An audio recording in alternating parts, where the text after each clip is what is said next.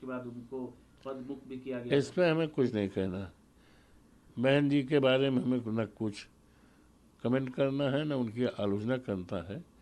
उनकी क्या रणनीति है, क्या तय करती हैं, सारा समाज, सारा देश, सारी दुनिया जानती है। हमें इसके बारे में कुछ कहने की आवश्यकता नहीं।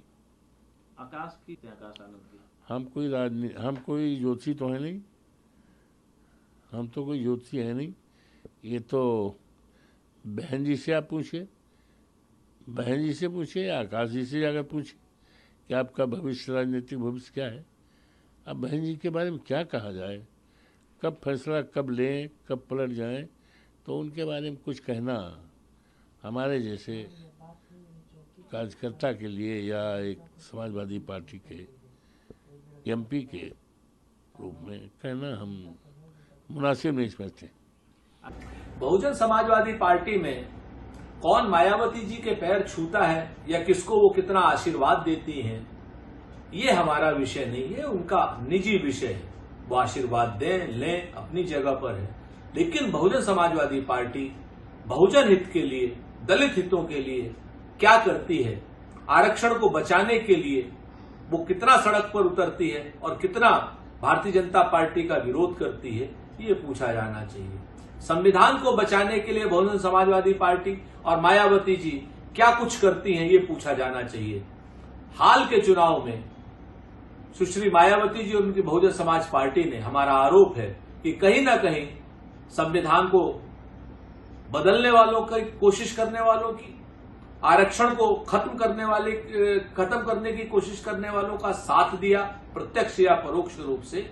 उन्हें बहुजन समाज से, दलित समाज से, पिछड़े समाज से माफी मांगी। नहीं, क्योंकि आकाश आनंद जी जो है वो भाजपा के खिलाफ जो है दबके कैंपेन कर रहे थे, तो ये कहीं ना कहीं से दबाव आया होगा, जैसा कि लोग एनालिसिस करते हैं। अब मुझे ज्यादा जानकारी नहीं है, ये उनका इंटरनल पार्टी का मैटर है।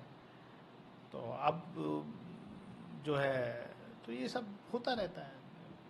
अब फिर से बनाया है, आपको लगता है पार्टी के अंदर से कि वो किस तरीके से अंदर है? देखिए, मैं तो यही कहूँगा कि सबसे पहले जो नए सांसद सब चुनका है उनको मेरी शुभकामनाएं, और सरकार से हम ये अपेक्षा करेंगे कि कम से कम जैसे पिछली लोकसभा में हुआ ऐसा रवैया, खैर अब चाह के भी वो नहीं वो रवैया अपना सकते, क्योंकि इस बार विपक्ष जो है वो नई ऊर्जा के साथ और नई बड़ी संख्या के साथ सदन में रहेगा। लेकिन हाँ, इस तरीके की घटनाएं, जिस तरीके की घटनाएं 17वीं लोकसभा के अंतिम सत्रों में हुई, खासतौर से अंतिम 2 सत्र, वो कलंक है, काला धब्बा है हमारे संसदीय लोकतांत्रिक प्रणाली पर। चाहे वो गाली गलौच हुई हो, जिस तरीके से भाजपा के एक सांसद ने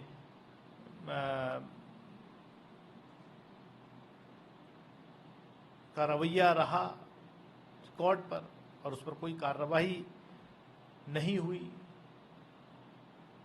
या 146 सांसदों का निलंबन करके भारतीय न्याय संहिता का कानून पास करा लिया गया। ये सब, इस पर पुनर्विचार करना चाहिए सरकार को, तभी लोकतंत्र चलता है। स्पीकर पे आप कुछ कहेंगे? ये भारतीय जनता पार्टी की जो मानसिकता है, दलित विरोधी मानसिकता जो है ना, वीकर सेक्शन विरोधी मानसिकता, उसको दर्शाता है प्रोटेम स्पीकर का सिलेक्शन।